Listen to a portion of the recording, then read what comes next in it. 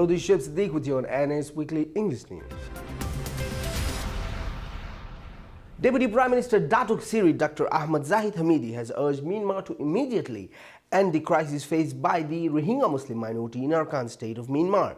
Speaking at the closing ceremony of the International Rohingya Conference 2017, he said the action would prove to the ASEAN communities that Myanmar had a big heart and could accept Muslim minority Rohingyas as one of their citizens.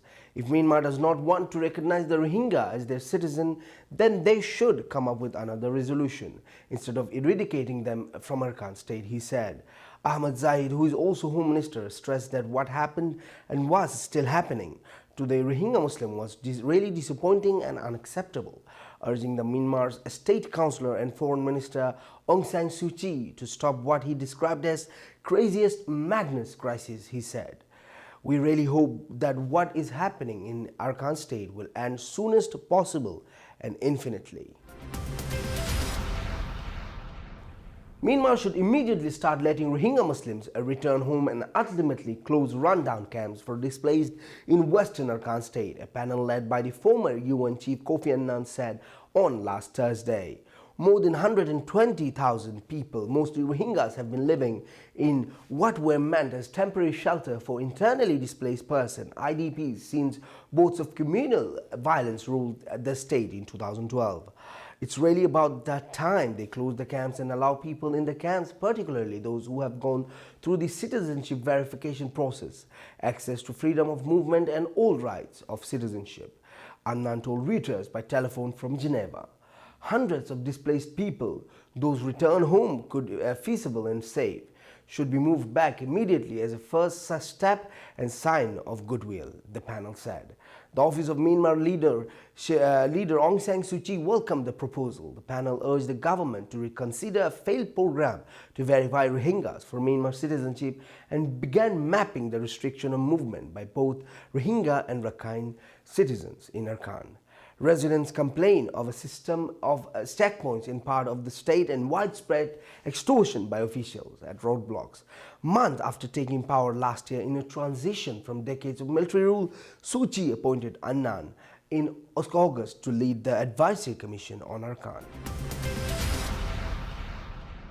A UN report last month said the Myanmar army and police had committed mass killings and gang rapes of Rohingya in a campaign that may amounted to crimes against humanity and ethnic cleansing. The European Union called on last Thursday for the United Nations to send an international fact-finding mission urgently to the Myanmar to investigate allegations of torture, rape and execution by the military against the Rohingya Muslim minority. A UN report last month based on interviews with the survivors in Bangladesh said the Myanmar Army and police has committed mass killings and gang rapes of Rohingya in a campaign that may amount to be crimes against humanity and ethnic cleansing.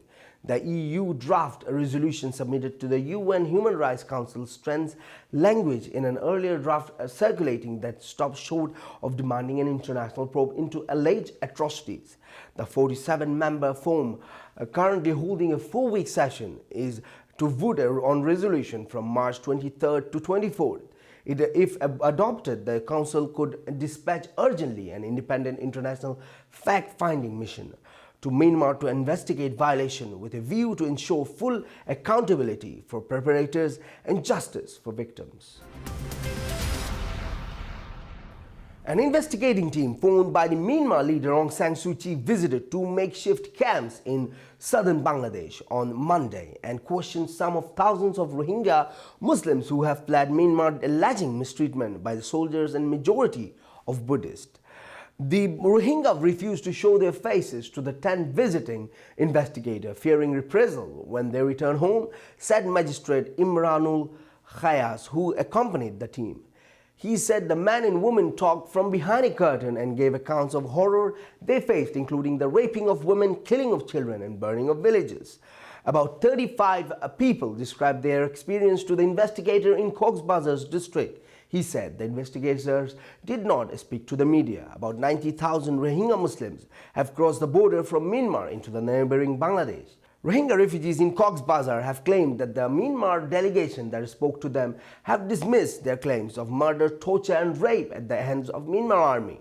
The 10-member Myanmar government delegation met refugees from Kutupalang, Balukhali and Laida camps in Bangladesh. Myanmar authorities said they had detained a ship carrying 28 Rohingya people detained in the Bay of Bengal after last Sunday afternoon, while they were returning to Myanmar's territorial water illegally from St. Martin Island of Bangladesh. Mongdo police station official in Arakan state, Mr. Chow A. Leng, said the ship was heading to Aikap Sitwe, the capital of Arakan state, which lies approximately 70 kilometers from the island of St. Martin, noting that the 5 of the detainees were children aged between 13 and 15 years old. According to Irrawaddy, those who were arrested said they were Rohingya originally from internally displaced camps, IDPs, which lies on the outskirts of Aikap, and they have crossed the border into Bangladesh by boat to receive treatment or some to work. And as a displaced Muslim in these camps, one needs a formal permission from the authorities to travel, particularly from the Department of Immigration in Arakan state, and also from the Camp Management Committee. U Cha La Ong, a member of the Rohingya community, who now lives in Aikap, told the Irrawaddy by telephone that to obtain a travel permit from the authorities is very difficult, though wanting in that first obtaining the permission of the village director and the police, and then from the Department of Immigration, which also calls for providing an address in Bangladesh or application hosting from there. Ong added that this process can take up to 3 months, and if permission was granted, it will be for a period of only 45 days. A Rohingya died in the city of Aikap, capital of the state of Arakan, after days of suffering from diseases in his body under the obscurity of the Myanmar government and its refusal to allow humanitarian organization and medical access to the areas inhabited by the Rohingya. The correspondent of Arakan news agency reported that the Rohingya was named Muhammad Yunus and he was living in the displaced persons camp in Aikap. He suffered from pains and burns in the abdomen and could not relieve the need. He tried to leave the camp in search of treatment, but his poor health and financial blockage the Rohingya suffered, he was unable. He passed away on last Wednesday after his health worsened.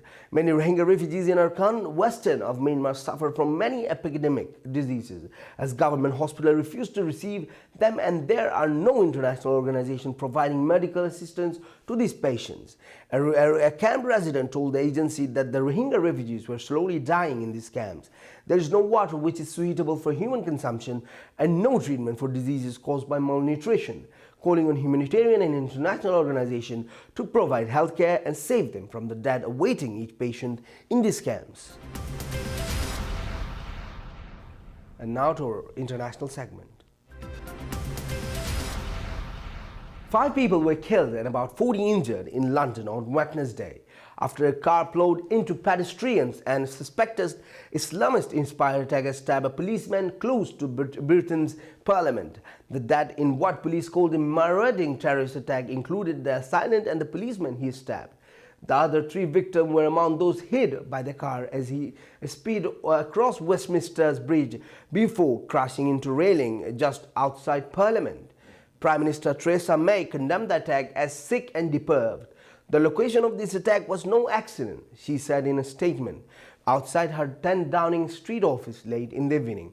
The terrorists chose to strike at the heart of our capital, where people from all nationalities, religion and culture come together to celebrate values of liberty, democracy and freedom of speech. Any attempt to defeat those values through violence was doomed to failure, May said. The US-led coalition against Islamic State for the first time airdropped local ground forces behind enemy lines near the ISIS-held Tabqa in the northern Syria, the Pentagon said on Wednesday, opening a new front in the campaign to recapture nearby Raqqa city. The US military had airlifted allied Syrian armed militia fighters near Tabqa, providing them fire support in a move aimed at retaking a major dam that remains at the hands of Islamic State, also known as ISIS, the Pentagon said at a news conference in Washington. US troops took part in the operation, at least flying to the site. Colonel Joseph Scrosa, a coalition spokesman, declined to say whether US advisors were on ground, but left open that possibility. Thank you for watching this. Siddiq. Hope to see you very soon with more news.